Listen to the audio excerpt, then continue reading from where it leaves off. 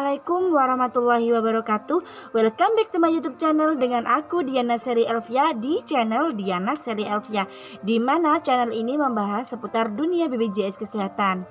Nah, di kesempatan kali ini teman-teman, aku akan membahas pertanyaan-pertanyaan atau aku akan menjawab pertanyaan-pertanyaan dari kalian yang udah kalian tulis di kolom komentar. Di sini ada beberapa pertanyaan yang udah aku pilih yang nantinya akan aku jawab. Namun sebelum lanjut ke pertanyaan yang pertama, buat kalian yang baru mampir ke channel ini, gak ada salahnya dong buat dukung terus channel ini agar semakin berkembang dengan cara like dan subscribe ya. Karena subscribe itu gratis subscribe itu tidak dipungut biaya apapun. Nah, jadi agar channel ini semakin berkembang, alangkah baiknya atau jika berkenan kalian like dan subscribe channel ini, dan jika menurut kalian video yang ada di channel ini bermanfaat, kalian bisa share ke media sosial kalian. Ini ada 5 pertanyaan yang udah aku pilih, tentunya masih seputar dunia BPJS Kesehatan. Yang pertama dari @siti_mahfiroh. Pertanyaannya seperti ini. Kalau mau cetak kartu tapi harus rubah alamat email, gimana caranya? Soalnya KIS-nya yang dari pemerintah, jadi nggak ada emailnya. Nah, buat teman-teman yang tidak mengetahui alamat emailnya itu gimana, dan juga untuk nomor telepon, kalian tidak bisa untuk mencari tahunya lewat Pandawa atau lewat WhatsApp BPJS Kesehatan. Melainkan jika yang kalian alami itu lupa email ataupun lupa nomor telepon, jalan salah satunya yang harus kalian lakukan adalah telepon call center BPJS Kesehatan, karena nggak ada cara lagi. Kalau kalian bertanya, "Kak, aku lo udah hubungin call center, tapi kok yang bicara kok selamat datang." Ya, kalian ikuti aja petunjuknya. Nah, nanti pada akhir kalian akan disuruh pilih nomor untuk berbicara dengan customer service BPJS. Nah, di situ kalian terangin aja, kalian jelaskan aja permasalahan yang kalian hadapi. Kalau misal biasanya kalian itu akan dimintai data. Namanya siapa, nomor BPJS-nya berapa, alamatnya mana gitu. Nah, kalian sebutkan aja, kemudian kalian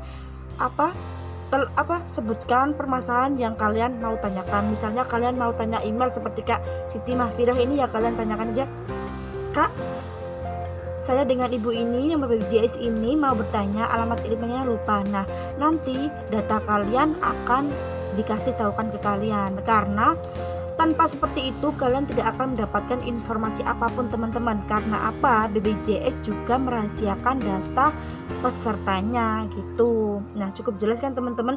Jadi untuk masalah nomor telepon, email itu hanya bisa didapatkan atau kalian bisa ketahui hanya melalui telepon call center BPJS Kesehatan. Ini nomor teleponnya.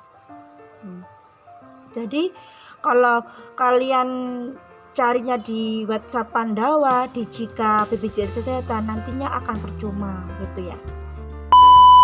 Pertanyaan yang kedua, ini dari Yani Febriani. Pertanyaannya seperti ini. "Kak, setelah 2 bulan bayar di bank, saya daftar auto debit. Terus dari pihak bank sudah dipotong, tapi saya cek di JKN Mobile masih nonaktif karena premi. Biasanya nunggu berapa lama baru diaktifkan ya Kak?" Nah, untuk aktivasi BPJS sendiri, biasanya kalau untuk BPJS yang sebelumnya nonaktif karena premi atau yang nonaktif karena penangguhan pembayaran atau apa, biasanya aktivasinya itu nunggu 2 kali 24 jam teman-teman. Nah, jika selama 2 kali 24 jam data kalian itu masih belum berubah, statusnya masih nonaktif, kalian baru bisa telepon ke call center terdekat. Nah, kenapa Kak kok kita harus nunggu? Nah, kemungkinan dari pihak BPJS-nya itu masih ada maintenance data atau maintenance proses gitu ya teman-teman. Jadi kita juga harus sabar gitu ya. Oke, langsung aja ke pertanyaan yang ketiga. Ini dari @solwit_aan. "Kak, Kalau cara menghapus keluarga yang sudah tidak aktif atau sudah meninggal dari kepesertaan BPJS secara online, bagaimana caranya? Di video aku yang sebelumnya udah pernah aku bahas kalau untuk menonaktifkan untuk keluar dari BPJS atau untuk menonaktifkan BPJS itu mustahil. Cuma ada dua cara, ada dua syarat yang memang BPJS bisa nonaktif. Yang satu, jika kalian itu resign dari kerja dan pihak perusahaan itu menonaktifkan BPJS kalian, dan yang kedua itu adalah keluarga yang meninggal. Nah, untuk caranya jika keluarga yang meninggal sendiri itu pihak keluarganya meninggal tersebut diharuskan membuat surat keterangan kematian dari kelurahan atau dari pihak desa. Nah, nanti sertakan aja nomor buku BPJS, kartu BPJS dari si anggota keluarga yang udah meninggal itu, kemudian bawa surat kematian sama fotokopi KK sama keluarga KTP keluarganya lagi. Jadi surat kematian, kemudian kartu BPJS keluarga yang sudah meninggal, dan kartu keluarga yang KTP keluarga yang satu keluarga gitu loh teman-teman. Nah, nanti kartunya itu atau berkasnya itu kalian bawa ke pihak BPJS, dan pihak BPJS-nya nanti yang akan menonaktifkan BPJS keluarga yang telah meninggal tersebut. Jadi gitu ya teman-teman. Namun karena sekarang serba online, untuk penonaktifan BPJS ini bisa kalian lakukan melalui WhatsApp Pandawa daerah setempat kalian, dengan catatan kalian udah mendapatkan atau kalian udah membuat surat kematian buat yang mau dinonaktifkan ini, gitu ya teman-teman. Nah, cukup jelaskan. Nah, jika mungkin ada pertanyaan atau penjelasan aku yang kurang jelas, kalian bisa tanyakan lagi nanti di kolom komentar. Untuk pertanyaan yang keempat, ini dari Widya Fitrianti. Pertanyaannya seperti ini, Kak, mau tanya, kalau BPJS dinonaktifkan, apakah tunggakan akan semakin bertambah? Statusnya dinonaktifkan karena premi. Nah, ini mungkin yang dimaksudkan Mbak Widya, BPJS-nya itu sebelumnya sudah nonaktif karena premi gitu ya.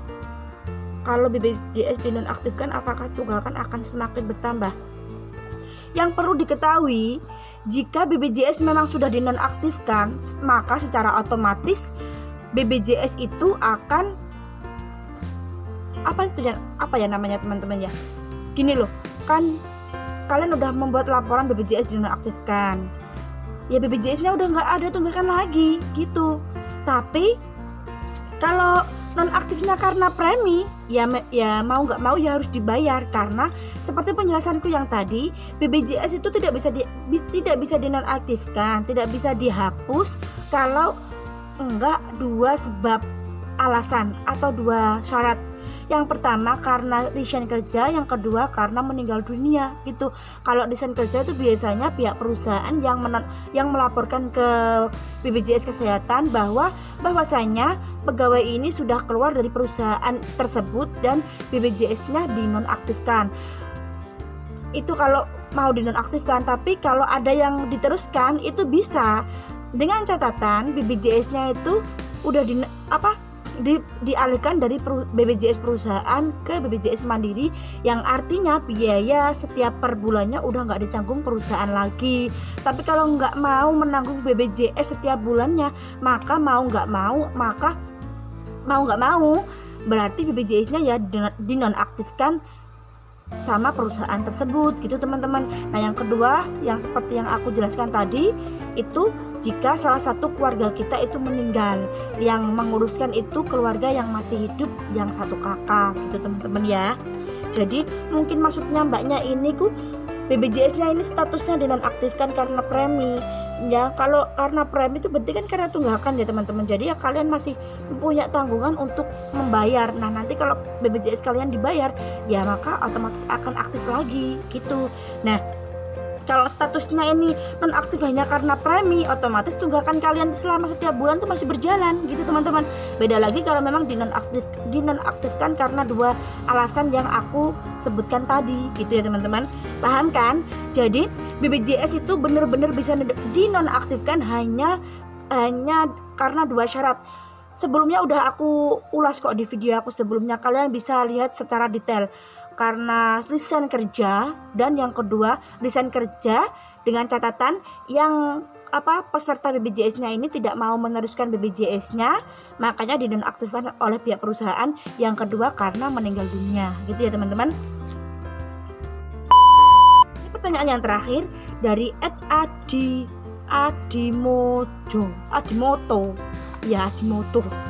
Ini di video aku yang penyebab BPJS tidak aktif.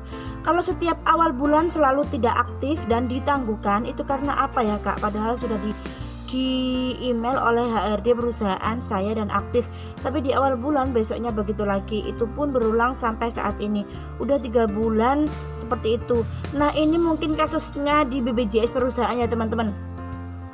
Jika statusnya itu setiap awal bulan tidak aktifnya, kemungkinan ada maintenance data gitu. Jadi pas perusahaan itu membayarkan, kan biasanya kan kalau BPJS perusahaan kasusnya itu pihak perusahaan itu yang membayarkan BPJS-nya ya. Lah biasanya itu masih belum masuk gitu loh teman-teman datanya. Pihak BPJS membayarkan itu datanya tuh belum masuk ke BPJS ke petugas BPJS-nya. Jadi datanya masih belum masih belum dibayar, sedangkan di sini udah dibayar. Tapi kalian tunggu aja, kalau nggak sampai 2 kali 24 jam atau biasanya 1 kali 24 jam nanti statusnya akan berubah lagi jadi aktif. Pokoknya kalau aku tanggap dari Adimojo, ini kasusnya ini dari perusahaan ya. Nah kalau memang status tidak aktif itu rata-rata memang dari perusahaan, cuma karena itu memang cuma maintenance data aja gitu loh. Kalian tunggu aja 2 kali 24 jam nanti BPJS kalian akan aktif lagi gitu loh. Cuma ya apa sih ngenteni tok ngono lho rek. Dadine ya apa ya, kalian ikut pihak BPJS-nya itu loh bayar. Nah di BPJS pihak perusahaannya itu udah bayar. Nah di pihak BPJS-nya belum keproses gitu. Jadi kalian cuma cukup sabar aja, tunggu aja 2 kali 24 jam nanti BPJS kalian akan berubah menjadi aktif gitu ya teman-teman. Namun jika 2 kali 24 jam BPJS kalian masih tidak aktif, nah itu baru konfirmasi lagi ke pihak perusahaan apakah sudah dibayarkan. Nah kalau pihak perusahaan sudah merasa membayar tapi masih belum aktif, alangkah baiknya jika kalian telepon call center BPJS gitu ya teman-teman. Nah itu 5 pertanyaan yang udah aku jawab. Di next video aku akan coba jawab pertanyaan-pertanyaan kalian lainnya. Jika menurut kalian video ini bermanfaat, jangan lupa share ke media sosial kalian. Dan jika menurut kalian video ini bermanfaat lagi atau bermanfaat juga atau apalah artinya, yang penting aku minta dukungannya agar channel ini semakin berkembang lagi dan agar aku lebih semangat untuk buat video-video berikutnya. See you next video, see you next komentar, see you next apalah, yang penting see you next. Selamat jumpa teman-teman. The next video lah. Assalamualaikum warahmatullahi wabarakatuh.